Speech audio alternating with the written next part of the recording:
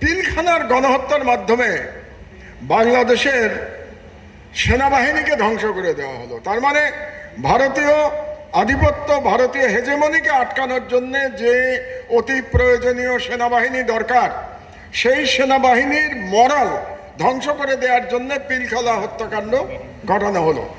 আপনাদের এই ইতিহাসের সিলসিলা যেটাকে বলছেন, এই ইতিহাসের সিলসিলাটা একটু বুঝতে হবে। পরবর্তী গণহত্যা কখন হলো? পরবর্তী গণহত্যা হলো যখন মৌলানা দেলোয়ার হোসেন সাইদি ওনার রায়কে কেন্দ্র করে যে গণহত্যা হলো, সেখানে আমার দেশে আমরা তখন নিউজ করেছিলাম যে 2 দিনের মধ্যে 144 জনকে হত্যা করা হয়েছিল, 2 দিনের মধ্যে।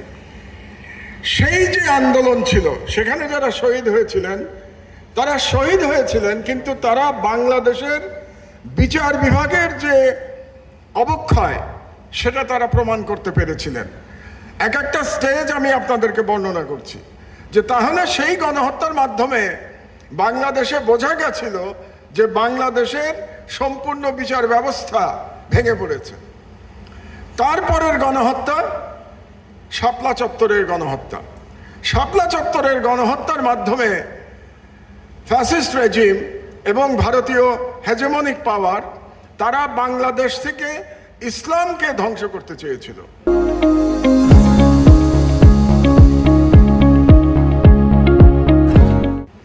ইসলাম তো আর ধ্বংস করা যায় না, কিন্তু বাঙালি মুসলমান, এই দেশের 90% মানুষের যে ঐতিহ্য এবং যে ঈমান এবং তাদের ধর্মের প্রতি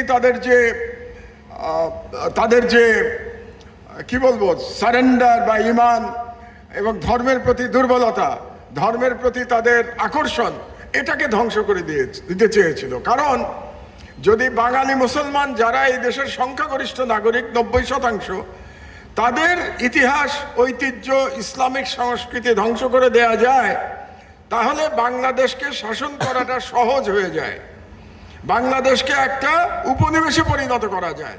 এই কারণেই প্রধানত শাপলা চত্বর হত্যাকাণ্ড, ম্যাসাকার, গণহত্যা যে নামেই আমরা ডাকি, সেটা চালানো হয়েছিল।